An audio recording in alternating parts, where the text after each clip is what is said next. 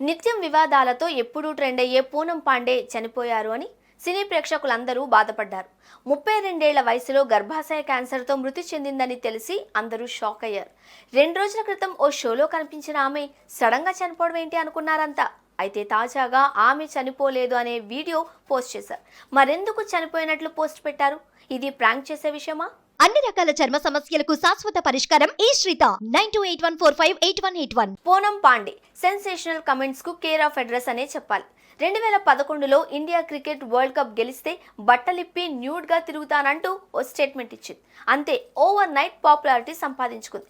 ఆ తర్వాత సినిమా ఆఫర్లు క్యూ కట్టాయి. మళ్ళీ అప్పుడప్పుడు కాంట్రవర్సీ కమెంట్లు చేసేది. తాజాగా ఆమె గర్భాశయ క్యాన్సర్తో మృతి చెందింది అని ఆమె సోషల్ మీడియా అకౌంట్స్లో పోస్టులు పెట్టింది ఆమె టీం. దీంతో అందరూ షాక్ అయ్యారు. అందరూ ఆమె గురించి, గర్భాశయ క్యాన్సర్ గురించి చర్చించడం స్టార్ట్ చేశారు.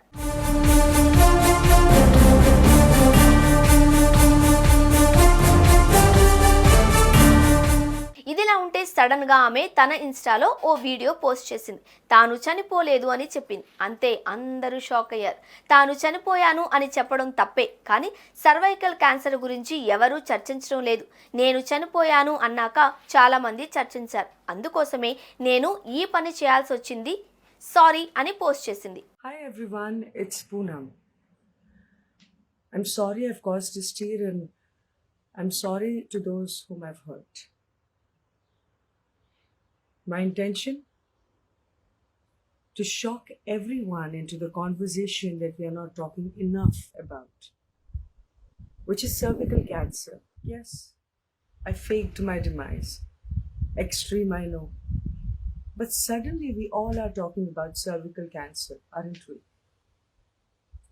It's a disease that silently takes your life. And this disease needed the spotlight urgently. I'm proud of what my death news has been able to achieve.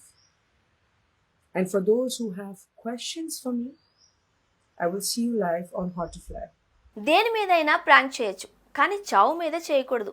ఎంతో మందిని ఫూల్స్ ను చేశారు అని అంటున్నారు నెటిజన్లు. ఇదో పెద్ద పబ్లిసిటీ స్టంట్, డ్రామా అంటూ చెప్పుకొస్తున్నారు. సర్వైకల్ క్యాన్సర్ పై అవగాహన తీసుకొచ్చేందుకే ఈ పని చేశాను అని చెబుతూ ఉన్నప్పటికీ లైమ్ లైట్ లోకి రావడం కోసమే ఇలా చేసింది అంటున్నారు.